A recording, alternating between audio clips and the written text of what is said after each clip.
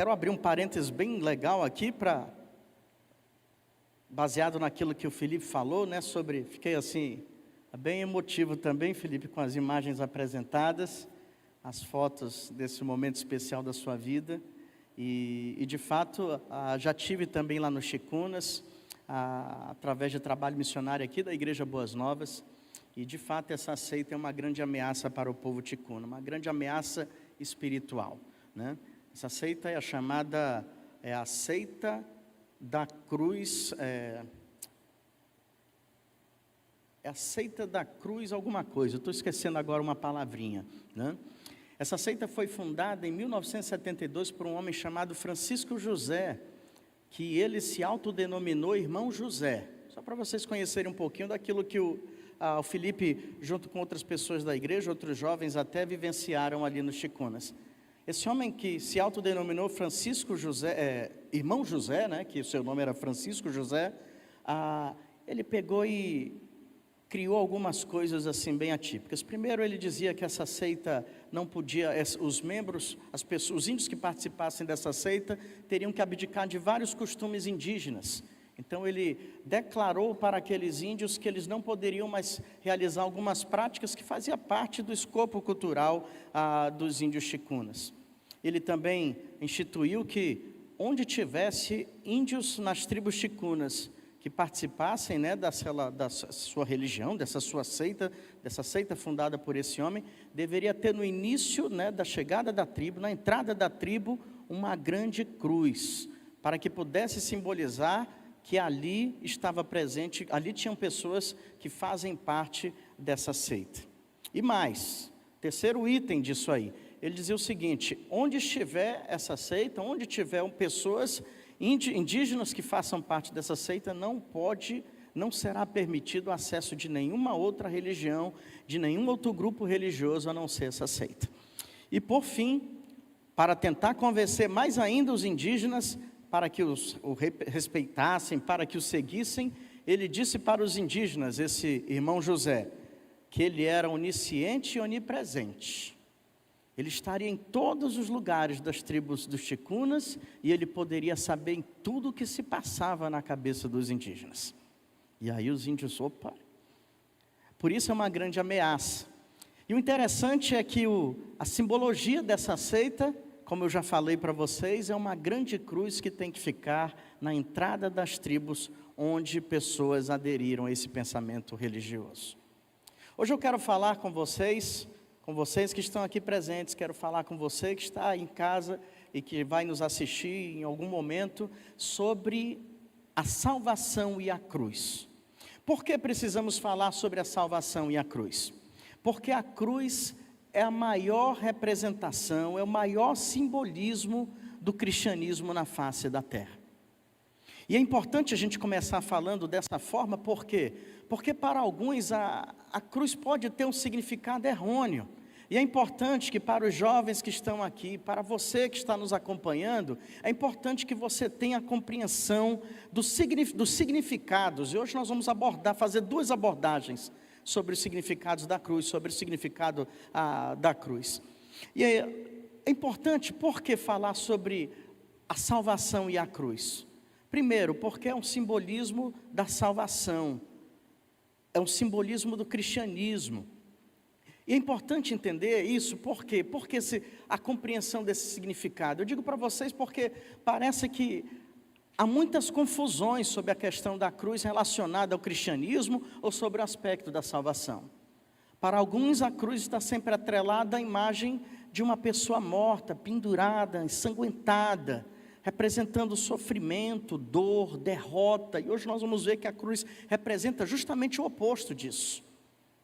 Isso talvez seja um significado que talvez permeou a sua mente por muito tempo, ou quem sabe ainda você pensa dessa maneira. Um outro significado que pode ter a cruz para muitas pessoas, talvez seja o de perda, o de morte. Você, como eu, já viu por várias vezes, sempre que foi a um cemitério, sepultar uma pessoa conhecida, amada, quem sabe um familiar, muitas sepulturas que sobre elas estão o quê? Cruzes. espalhadas. Você olha assim nos cemitérios, muitas cruzes estão lá nos lugares onde corpos foram sepultados. E talvez para muitos a cruz tenha esse significado de perda, de morte. Para alguns, ao contemplar um ser humano, a imagem de um ser humano morto, talvez tenha a concepção de derrota. Mas a cruz, ela é o símbolo mais especial que o cristianismo apresentou no passar das eras, desde o seu início, para toda a humanidade. Porque foi na cruz que Jesus Cristo morreu de fato. E se parássemos a história por aí, faria sentido entender a cruz como perda, como simbolismo de morte. Só que a história de Cristo não parou por aí. A história de Cristo se estendeu após a sua morte, seguida do seu sepultamento, e completada a obra de Cristo na terra com a sua ressurreição e ascensão aos céus. Se a história de Cristo parasse na morte na cruz do Calvário, de fato a cruz representaria perda, morte, derrota, fracasso. Mas a história do que Jesus Cristo iria fazer pela humanidade, ela não parou ali no alto daquela cruz. E eu diria mais, ela se estende até hoje em nós aqui. Hoje eu quero falar sobre duas abordagens da cruz relacionada à salvação. E a primeira dessas abordagens é sobre a cruz como sacrifício. Porque se nós observarmos, preste bem atenção, lembre-se disso, um dos significados da cruz é a cruz como sacrifício. E por que eu digo isso a todos vocês? Porque se nós observarmos o que foi tratado no Antigo Testamento, foi a pavimentação daquilo que seria concretizado, daquilo que seria realizado. Ou seja, no Antigo Testamento acontece, nós podemos ver expectativas daquilo que se tornou realidade no Novo Testamento. Então, quando nós observamos ali vários livros do Antigo Testamento falando sobre aquele cerimonial, onde era levado até o sacerdote um animal, esse animal tinha que ser purificado, e nesse animal era falado diante desse animal para o sacerdote os pecados que haviam sido cometidos, e ali o sacerdote colocava uma mão sobre esse animal, e a outra com um punhal era estendido para o alto, e quando ele descia essa mão era para ferir esse animal para que ele pudesse ser ofertado como sacrifício, para que ele pudesse ser ofertado, oferecido como propiciação. Isso foi um preparo para aquilo que seria realizado na cruz do Calvário. E eu quero seguir com vocês nesse momento, nessa primeira abordagem sobre a cruz como sacrifício, porque a cruz tem como esse simbolismo que é importante que todo cristão tenha conhecimento, o sacrifício de Jesus Cristo na cruz do Calvário, que não para em seu sacrifício, mas que passa pelo seu sacrifício. E nós observamos que desde o Antigo Testamento Deus vinha preparando, e quando nós, por exemplo, lemos o livro de Hebreus, nós vamos ver essa abordagem já de uma forma bem mais profunda, apresentando o sacrifício de Cristo como o verdadeiro e o mais eficaz dos sacrifícios até então apresentados pela humanidade para tentar o reparo dos seus pecados. E a gente vai observar, por exemplo, quando chegamos no Novo Testamento, o apóstolo Paulo, quando escreve a sua carta à igreja de Roma, no capítulo 3, a primeira parte do versículo 25, ele diz o seguinte: Deus o ofereceu, versículo 24 está falando sobre a pessoa de Cristo. E Paulo, no versículo 25 do capítulo 3, ele diz: Deus o ofereceu, ou seja, Jesus Cristo, como sacrifício para propiciação mediante a fé, pelo seu sangue, demonstrando a sua justiça. Deus o ofereceu, Deus o entregou como sacrifício para propiciação. Eu costumo falar que nós, crentes, temos muitos termos evangeliqueis, né? Tem muito jargão evangélico, gospel, né? E aí você olha agora Paulo no capítulo 3 da sua carta aos Romanos, dizendo: Deus ofereceu a Jesus Cristo como sacrifício para propiciação mediante a fé. Que raios é propiciação? É até complicado de falar, né? Vocês viram que a primeira vez eu até gaguejei. Deus ofereceu a Jesus Cristo como propiciação. O que vem a ser essa propiciação? Gaguejei de novo. Propiciação era um ato desenvolvido por muitas religiões e que também chega na religião dos hebreus naquela época, e o Antigo Testamento vai estar repleto disso, onde sacrifícios eram levados, no caso de uma representatividade espiritual, no caso dos hebreus, os sacerdotes, para que pudessem, uma vez apresentados seus pecados, havia um substituto, havia algo que poderia ser utilizado para aplacar a ira de um Deus benevolente, mas que não compactua com os pecados cometidos, que ama o pecador, mas que não compactua com pecados. Isso foi ensinado desde os primórdios do cristianismo, desde os primórdios do povo de Deus, dizendo: olha, o pecado vai fazer, o profeta Isaías fala isso, né? Os vossos pecados fazem separação entre vós e o vosso Deus. Então é preciso ser feito algo para que essa separação seja anulada, para que essa separação seja, esse abismo seja resolvido. E o que foi instituído? Que animais que precisavam ser purificados eram levados aos sacerdotes, e esses sacerdotes, uma vez sendo comunicados, uma vez sendo relatados os pecados dessas pessoas, agora tomavam para si esse animal, para que através dele fosse feita a propiciação. Agora você vai saber, se fosse feito um sacrifício para aplacar a ira de um Deus diante de um pecado cometido. Era exatamente isso que era feito naquele momento. Era exatamente esse o resultado desse cerimonial. Sacrifícios também eram realizados para agradar a Deus. Então, observe que sempre existia algo, no caso um animal, que poderia ser utilizado para que o problema do pecado, da separação causada entre o pecador e um Deus santo, pudesse ser resolvido, esse abismo pudesse ser eliminado. Isso era feito como? Através dessa propiciação, através desse sacrifício. Paulo, quando escreve aos cristãos de Roma, ele sabia que eles entenderiam bem isso, porque era algo que vinha desde muito tempo, dizendo: olha, agora não foi mais alguém que ofereceu um animal para fazer essa propiciação, para realizar esse sacrifício, para resolver o problema do abismo criado pelo pecado, da separação criada entre o pecador e um Deus santo. Agora não precisa mais isso. Por quê? Porque Deus ofereceu Jesus Cristo como sacrifício para resolver esse problema do pecado no meio do ser humano, no meio da humanidade, entre o ser humano.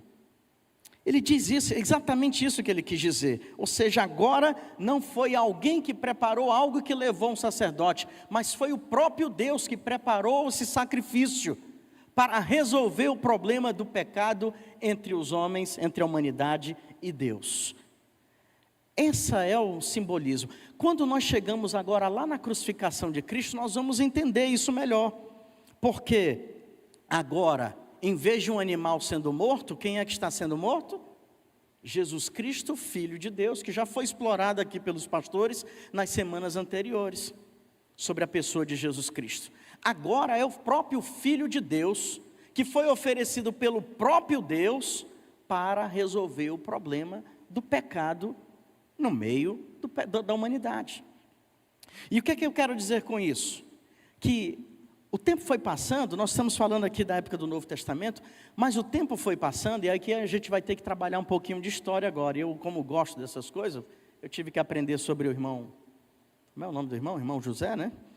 Sobre o irmão José Francisco, lá da seita da cruz, e eu gosto dessas coisas. Então, a gente precisa entender que isso foi escrito pelo apóstolo Paulo. Depois vieram os pais da igreja e começaram a disseminação de várias doutrinas e também de várias heresias, várias doutrinas heréticas. E aqui eu quero fazer uma passada rápida com vocês aqui, sobre por que a cruz precisava ser ensinada como sendo uma abordagem um significado da salvação. Porque o tempo foi passando, os apóstolos morreram, o cristianismo começou a se expandir, e com isso também o surgimento de heresias, como eu falei. Surgiu uma heresia por volta do primeiro, do segundo século, passando para o segundo século, que dizia o seguinte: era uma doutrina que os teólogos chamam de modalismo. O que é o modalismo? O modalismo dizia o seguinte, só para vocês conhecerem aqui, eu quero passar bem rápido nisso. O modalismo dizia o seguinte: olha, como é que é essa questão? Jesus Cristo morreu na cruz, Deus, como é que é isso aí? Aí surgiu um pensamento cheio de heresia que dizia o seguinte: não, existe modalidade de Deus. Uma hora Deus se apresenta como Deus Pai, foi aquele que criou o universo, que a gente já trabalhou sobre a doutrina da criação com vocês. Outra hora ele se apresenta como Deus Filho, aí ele já não é mais Pai, ele é Filho. E outra hora agora ele se apresenta como Deus Espírito Santo. Então existem modalidades desse Deus. Não entendiam como a existência da trindade divina, eles não acreditavam nisso. E aí surgiu um homem chamado Ário. Tem alguém aqui com esse nome? Ário. Espero que você não ponha o nome do seu filho de Ário. Não é Alho, é Ário. Surgiu um homem chamado Ário, que disse: puxa vida, eu preciso resolver esse problema. O cristianismo está sendo ameaçado. Esse negócio de dizer que existem modalidades de Deus, isso é um absurdo.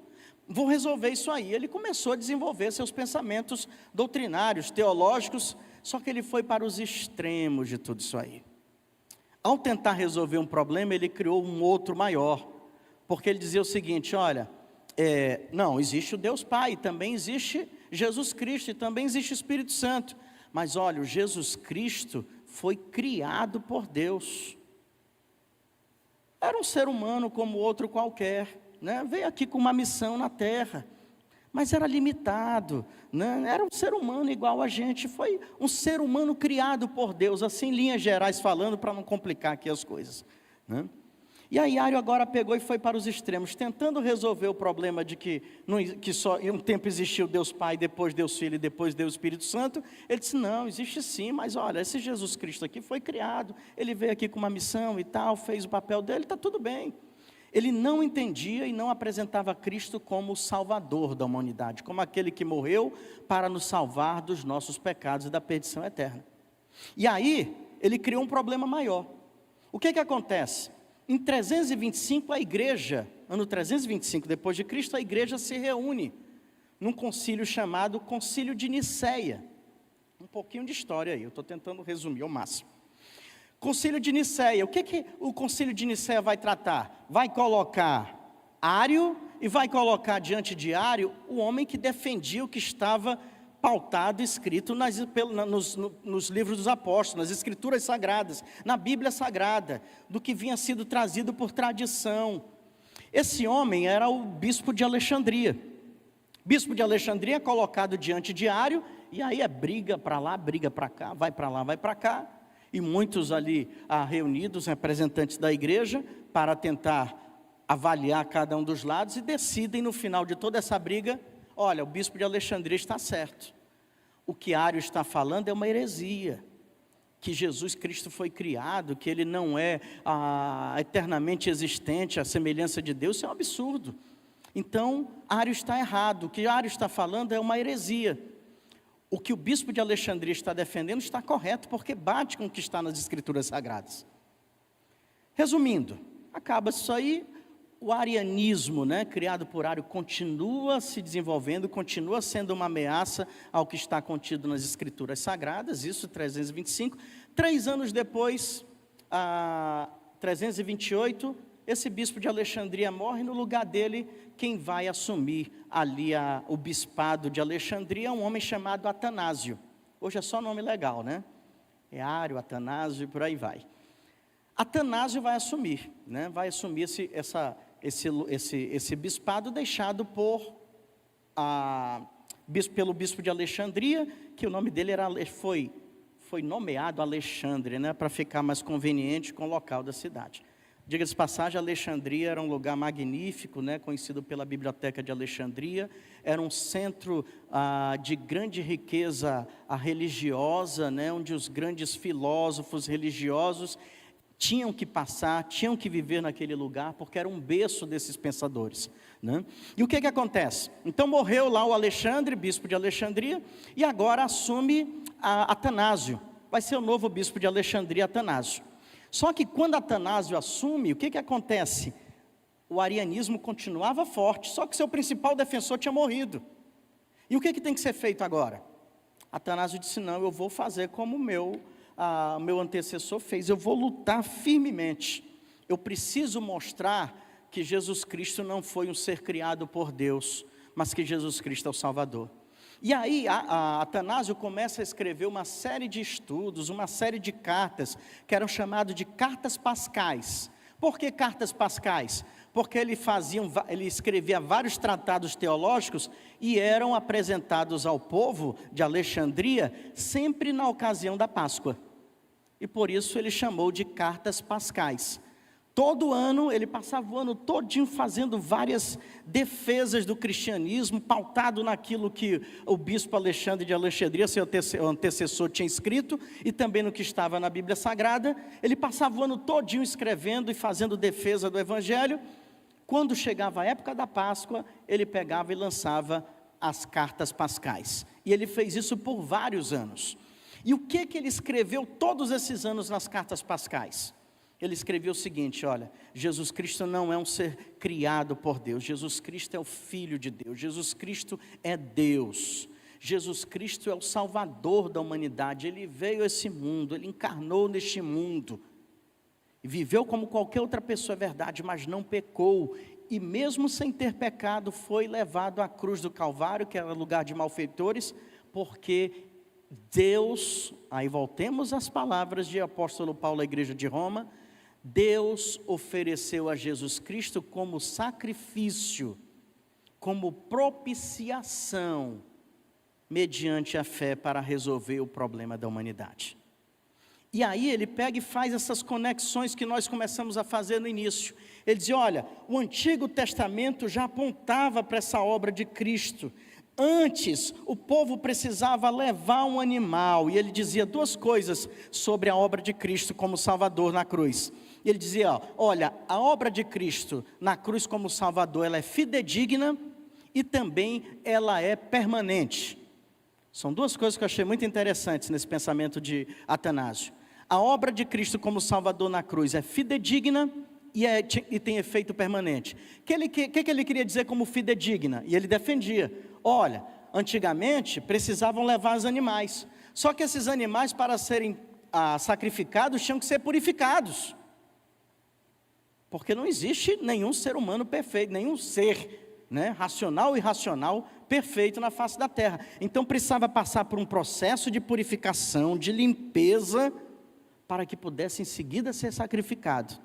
Ele dizia, Jesus Cristo nunca pecou, esteve nesse mundo, viveu entre nós, não cometeu nenhum pecado, não precisava passar por nenhuma purificação. Jesus Cristo é o sacrifício realizado na cruz do Calvário fidedigno, porque nele não havia nenhuma impureza. E também ele dizia, o sacrifício de Cristo na cruz era de efeito permanente. Por quê? Porque no passado, todas as vezes que alguém pecava, tinha que pegar um animal que precisava ser purificado, que precisava ser levado ao sacerdote, que precisava ser confessado o pecado ao sacerdote, para que depois esse animal fosse sacrificado, e os seus pecados perdoados. Se amanhã ele cometesse outro pecado, tinha que ser feito todo esse processo de novo. Atanásio vai dizer, Jesus Cristo, na cruz do Calvário, realizou o maior sacrifício, por isso que a cruz é um símbolo de sacrifício. Por quê? Porque o efeito do que Jesus Cristo realizou na cruz do Calvário é permanente.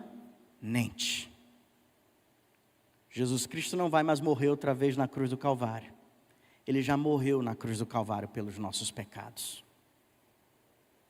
E era exatamente isso que Atanásio, nessa exposição aqui rápida da história. Então vejam, tradição cristã, arianismo, bispo Alexandre de Alexandria, Atanásio, foram coisas que Deus foi usando no passado da história para mostrar que a cruz representa sacrifício, onde esse sacrifício foi oferecido pelo próprio Deus em favor da humanidade.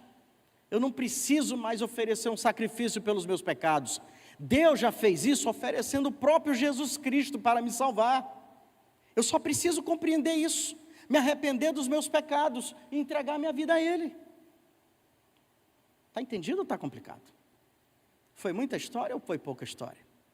Eu tenho mais história para contar aqui, mas por hora está bom. Então, o que a cruz representa? A cruz representa o sacrifício. As cartas pascais eram de forma muito detalhada falando sobre isso. Passa-se um pouquinho, deixa eu contar mais um pouquinho de história, eu gosto. Vem Agostinho de Hipona, já falei muito sobre ele aqui, eu comecei a gostar desse cara, viu?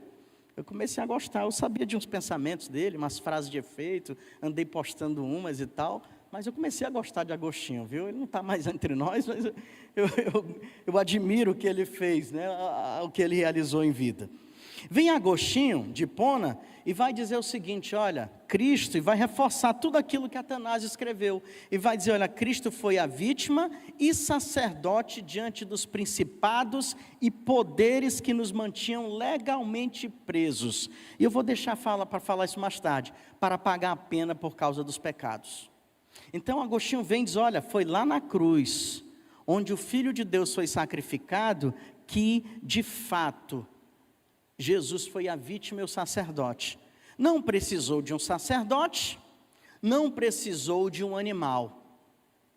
Jesus fez o papel de toda a obra expiatória, toda a obra propiciatória, toda a obra de sacrifício por amor a mim e a você. Isso a gente precisa entender. A salvação, ela é representada pela cruz, porque foi na cruz que Jesus Cristo foi sacrificado pelos nossos pecados. Jesus não precisou ser purificado, mas Jesus purificou, aboliu e extinguiu toda a culpa trazida por causa do pecado na humanidade. Isso é importante a gente conhecer. Esse entendimento depois vai ser de grande valia quando nós chegamos lá na Idade Média. Quando nós chegamos lá na Idade Média, a morte de Cristo como sacrifício vai ser muito importante de tudo que foi trabalhado até essa chegada, até a chegada da Idade Média. Porque começa-se também a Idade das Trevas e muita coisa do cristianismo começa a ser deturpada, né, pela religião dominante. Só que aí vai ser resgatado tudo aquilo que foi trabalhado por esses pais da igreja. Tudo aquilo que estava relatado na teologia do apóstolo Paulo em suas cartas, dizendo, olha, o sacrifício é Cristo. Quem morreu na cruz é Cristo. A cruz representa o sacrifício, tem significado de sacrifício por causa dos nossos pecados. E aí apareceu um homem no século XII chamado Hugo de São Vítor, porque era a cidade francesa onde ele estava, uma escola francesa onde ele foi professor no monastério. Ele dizia o seguinte, olha, quando chega a idade das trevas, ele vai dizer, a humanidade precisa voltar à compreensão de que quem morreu na cruz não foi a religião, de que quem morreu na cruz não foram animais, de que quem morreu na cruz não foram sacerdotes, não foram padres, não foram clérigos. Quem morreu na cruz como sacrifício pelos nossos pecados foi Jesus Cristo, o Filho de Deus. Hoje parece ser muito claro isso para a gente, mas na Idade Média isso precisou ser resgatado novamente. E eu creio, honestamente falando para todos vocês, que isso precisa voltar a ser resgatado. Porque parece que a cruz como sacrifício virou algo secundário, ou então sem muita compreensão por muitos no século XXI. E a gente precisa trazer de volta a cruz como um símbolo do sacrifício. Mas também tem um outro ponto. Eu disse para vocês que eu queria fazer duas abordagens sobre a cruz e a salvação. Se a primeira abordagem, se o primeiro significado da cruz está se referindo a ela como sinal, como lugar de sacrifício, como um sacrifício para trazer à mente da humanidade que foi o Filho de Deus, que foi oferecido pelo próprio Deus. Romanos 3:25 resume tudo que a gente falou até agora. Se a cruz precisava ser entendida como um sinônimo, como uma simbologia de sacrifício, ela também precisava representar para o povo cristão o oposto de algo que eu falei logo nas primeiras considerações desse estudo. Eu falei para vocês aqui, logo no início das minhas palavras, que para alguns a cruz pode ser sinônimo ou simbolismo de perda, de derrota. Vocês lembram disso? Por quê? Porque você vai no cemitério, está lá, várias cruzes em cima de várias sepulturas, e tem pessoas enterradas ali que você amava e você perdeu, elas nunca mais estarão com você. Mas tem uma cruz lá, e pode parecer que a cruz seja derrota, seja perda, seja fracasso, seja derrota.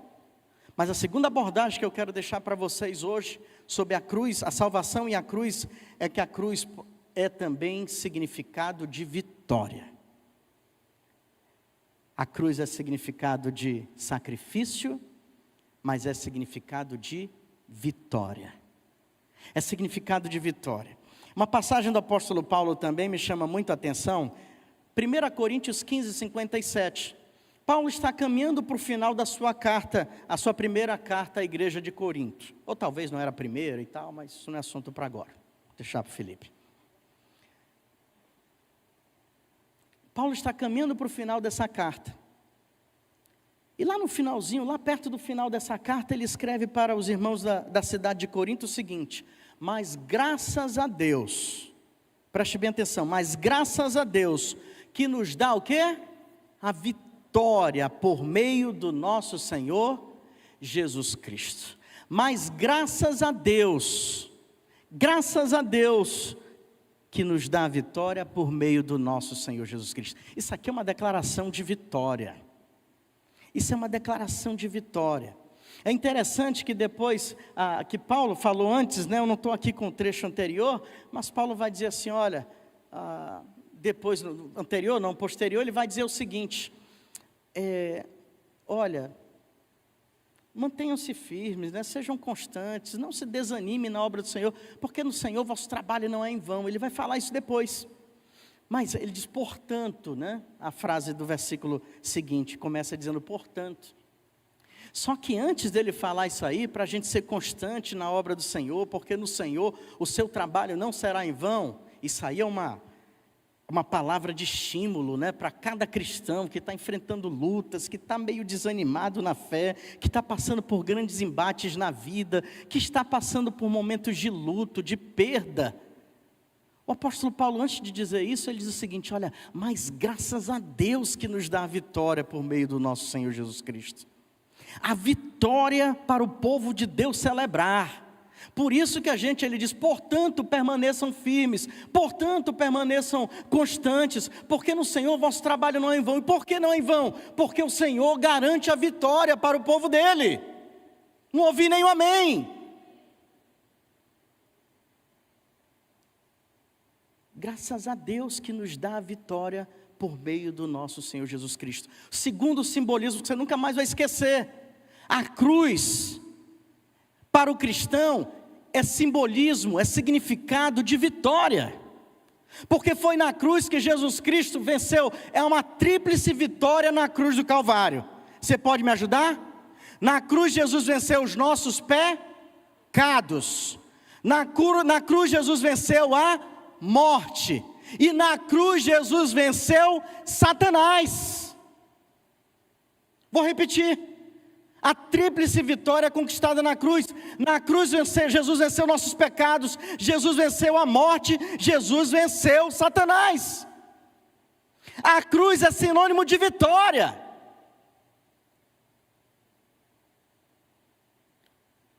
A cruz é o maior simbolismo da salvação que Jesus conquistou por nós. Ela representa a vitória. Ele triunfou na cruz. Jesus Cristo não foi um fracassado na cruz. Jesus Cristo não foi um derrotado na cruz. Jesus Cristo não foi um excluído, eliminado, derrotado na cruz. Na cruz Jesus venceu por 3 vezes. Venceu os meus e os seus pecados. Venceu a morte. Porque todo aquele que crê em Jesus Cristo não morrerá, mas viverá o quê? Eternamente. É por isso que agora quando você olhar para aquelas cruzes no cemitério, você vai dizer se era um servo de Deus, se era uma serva de Deus, venceu a morte. Porque todo aquele que crê em Cristo viverá eternamente. Venceu os pecados, venceu a morte, Jesus Cristo venceu Satanás. O apóstolo Paulo, quando escreve a sua carta à igreja de Éfeso, ele vai dizer, quando ele subiu em triunfo às alturas, Efésios 4:8, levou cativo muitos prisioneiros. Há uma tradução que diz, levou cativo o cativeiro. E Agostinho de Hipona, que eu citei agora, e agora repito, ele dizia na sua teologia desenvolvida, ele dizia o seguinte, olha, o sacrifício de Cristo na cruz, e a cruz deve ter um simbolismo não só de sacrifício, mas também de vitória, por quê? Porque foi lá na cruz que Jesus Cristo derrotou todos os principados, derrotou todos os poderes espirituais, que aprisionavam os homens, aprisionavam a humanidade, mas eles por si só não conseguiam pegar a chave desses grilhões, abri-la e serem libertos. Foi preciso uma ajuda externa. Qual era essa ajuda externa? Foi a de Jesus Cristo. Ele foi lá na cruz do Calvário, ele sacrificou-se por nossos pecados, e lá ele venceu a morte, e lá ele venceu Satanás, e lá ele pegou as chaves da morte eterna, abriu todos os grilhões e disse, todo aquele que crê em mim, viverá eternamente. Viverá eternamente. Quando eu olho para a cruz, eu vibro, porque a cruz é símbolo de vitória para o cristão. Quando eu olho para a cruz, eu me comovo, porque o Filho de Deus foi dado como sacrifício por minha causa. Mas quando eu olho para a cruz, eu também celebro, porque eu sei que se eu vou para o céu, é porque um dia Jesus Cristo venceu a morte, venceu o pecado e venceu Satanás naquela cruz. A cruz é sinônimo, é simbolismo de sacrifício. A cruz é simbolismo de vitória. Eu tinha muito mais coisas para falar, mas o tempo está acabando. Mas ainda resta uma coisa falando sobre vitória. Eu descobri algo interessante, que a igreja do tempo dos pais da igreja, que esses caras aí, Atanásio, Agostinho de Hipona, disseram que quando começaram a compreender sobre a importância da cruz como símbolo de vitória, eles começaram a viver de uma forma celebrando a vitória de Cristo na cruz.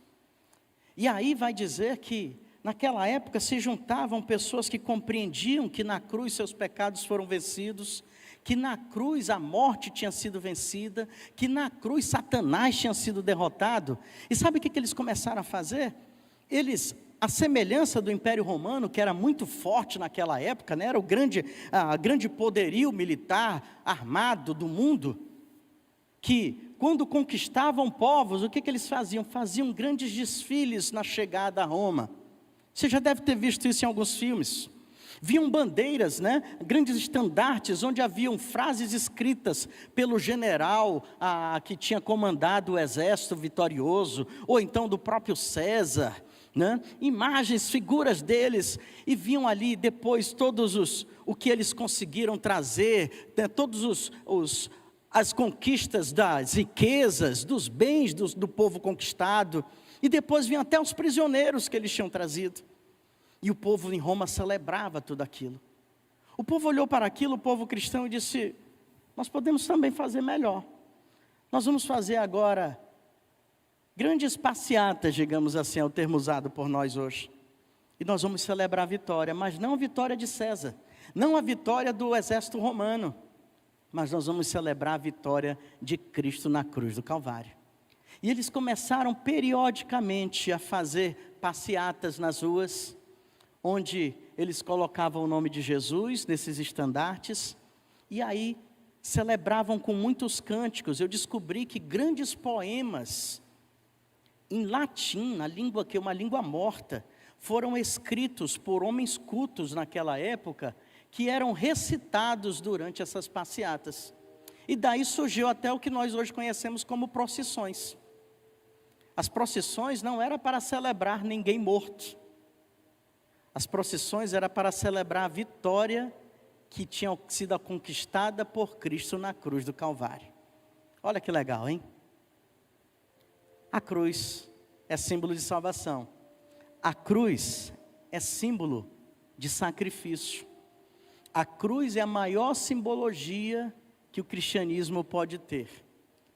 Para lembrar que não precisou de animais, nem precisará mais de animais que devem ser purificados para que, diante de um sacerdote, seja comunicado, confessado os nossos pecados. Não. Jesus Cristo morreu pelos seus pecados.